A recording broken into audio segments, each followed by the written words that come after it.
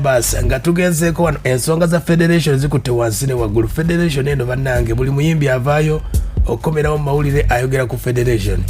Era n'omuyimbi olwaleero gwe tulina ye muyimbi wa bandi kati ye kyakaaba ti bannange abayimbi b'eggwanga Uganda. Giovanni Luzinda akaaba nti bamugye mu WhatsApp group kwe kuyita bannamawulire n'abategeeza ebiri mu federation. Kati buli ananyiiga nga jayogera ku federation eya Kenzo. Omukulu n'ayogedde ebigambo bingi nnyo, ayogedde ne ku nsonga za Carol Nantongo n'omukyala gwe bayita Station Mayanja. Ebyo gamba nti biri mu kalogo kalenzi. Ayina byayogeddeko n'agamba nti oyo Carol Nantongo bayinza okuba gye yagenda nti bamulimba kuba abantu abayimbi beeraguza nnyo naddala ababbande. Ndowooza tutandikire wano omukulu ono Giovanni Luzinda bamugobye mu WhatsApp group ya federation byayogeredde Kenzo Shiba. Ndowooza katandikire wano ku mboozi ng'agamba ebya Carol Nantongo ne Station abyogerako ki mbw abayimbi babalimba nnyo naye wulira nti bw'anaabatankuula ennyo yes bisoboka naye ate n'omulala ajja kuvaayo mu ngeri ye otankuula kwono olutalo kume tomanyi ositudde lwono oba kitegeera nti oli alina abantu bakuze nabo mu industry ebintu by'eddogo oba amalogo ne mu butale gyegali buli wamu weegali oba kitegeera naye obuzibu bubeera wamu igwe gwe baloze ne aloze olw'okuba gwomanyi nti kyeŋŋambye luli nti amaanyi ameemanye gasobola okukwasa empologoma mu mannyo oba mu kamwa oba goonya mpologoma ki ekiyinza okuba ekyangu okuluma goonya byonna byangu okuluma olw'okuba omanyi oba omanyi nti nno nze ndi w'amaanyi ngogakanjikwateko mu kamwandawo be naaluma ekisooka okugira omuntu nti ono kwamunetabe omuntu anaakuloga tabeera omu abakuloga basobola okuba 10 ate kirala n'abasawo balimba nakyo mukirowoozeeko omusawo asobola okugamba nti ajja n'akubuuza ebibuuzo nti katugambe mpozi oli muyimbi banaye gundi banaye bandi gy'olimu nkambwe nnyo aba kitegeera bandi nkambwe nnyo walonze ndaba kino kyekikuluma olw'okuba bimanyi nti ebikuluma bye bimu basiraanya linnya lyo ate naawe onoonya linnya kati akugamba linnya lye bali mu kusiraanya kati wagamba ekintu bwe kityo ng'ogamba naye agamba ninga ndaba wano nga gwe kuba eggoolo ogamba Station ng'agamba ye Station omukazi oyo akuli bubyo n'omukazi ow'ebbinedde noono mulaba wano omalirizaako gwe akutomeza oluusi nga si yeye sijja gamba nti yeye oba si yeye. Me I've ever been in such scenarios naye nga sigamba nti oba ono yankola kino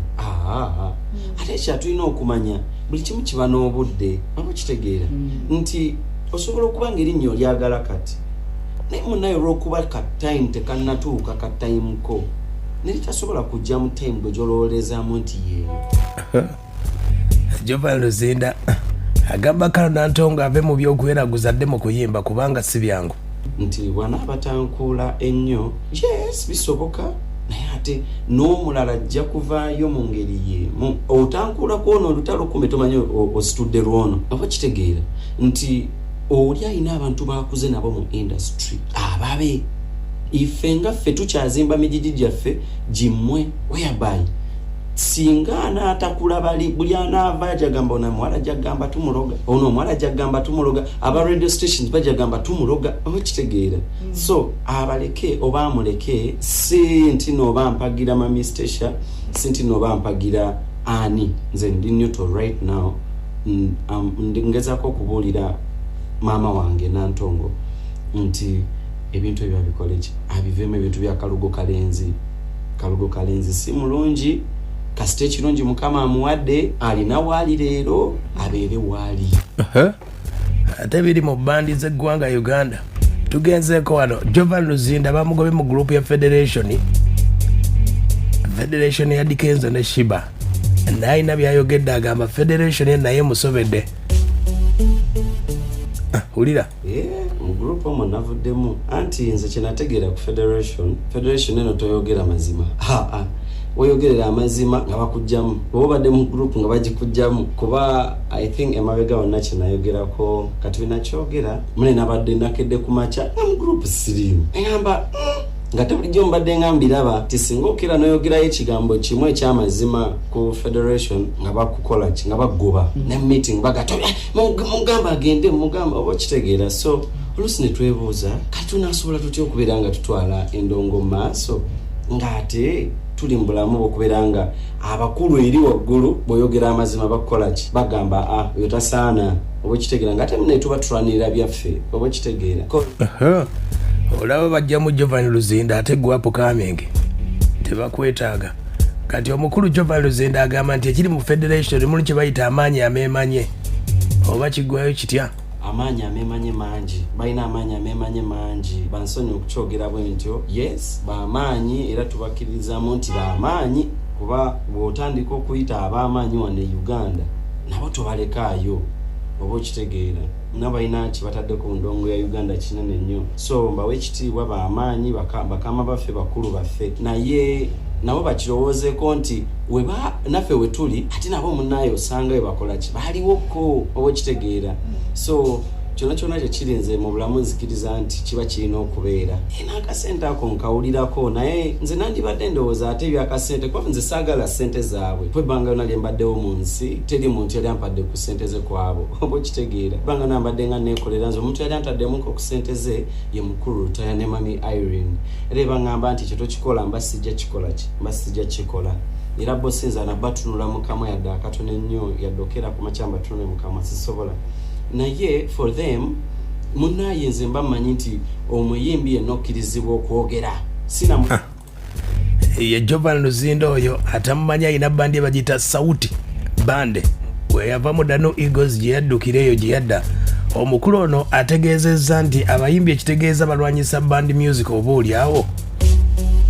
olira Jovan nti bo balowooza nti basobola okuyimba ffe we tutali so ne batamanya nti ate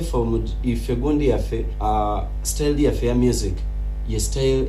etunda Uganda okubeera nga eyimiridde nga style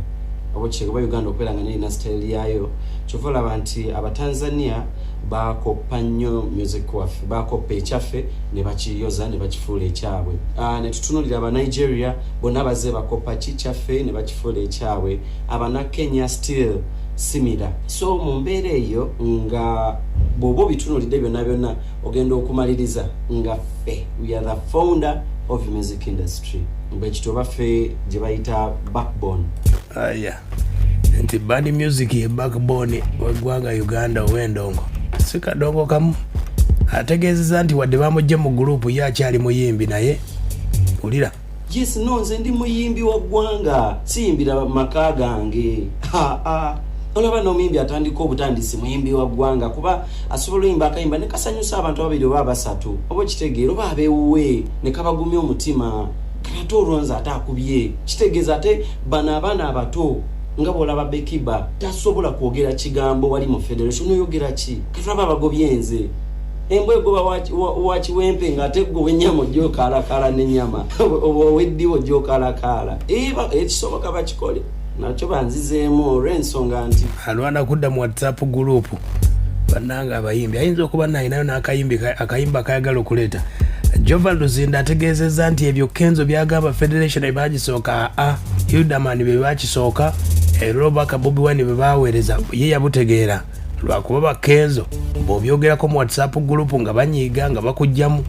Jovan yagamba yatandika gundi okubeera nga ddamu kiteekamu amaanyi ne banneebe abalala bakama baffe abalala oba abakulu baffe abalala mu industry so ne babeera nga bagize bakikola ki bakiteekako essira n'olwokuba nti munnange bw'obanga gwe obudde bunene ali waggulu oba ku to oluusi osobola okumaliriza nga batunuulidde nnyo gwe naddala nga toyina bafunders so waliwo abalina bafunders waliwo abatalina bafunders era abatalina bafunders okufandinga ekintu kyabwe naba kibuuminga ennyo oba waliwo ne kye bayita intellectual omuntu okubeera intellectual nti otuuka ekiseera nga teweetaaga mawulire ng'onaasobola otuusa bye weetaaga waliwo ate obeera nga weetaaga mawulire okusobola okuwamba oli kyeyatandika edda oba kitegeera kati olwabo abakolesa amaanyi okusobola okutwala ekyali kyatandikibwa edda so mu mbeera eyo kuba I think mpaka leero bawaako mukolo Hildaman even ne leave agenda anoonyereze ku kya copyright law agendeko mu nsi z'abo abakulaakulanako abali mu gitambuza leero nga ekola ewaabwe kubeera nga bakitwala nga bakifule nga kitambula wano e Uganda kikole. So I think kibaddewo era weekiri, naye munenga omanyi nti waliwo ab'amaanyi abalala nabo ne baleeta amaanyi gaabwe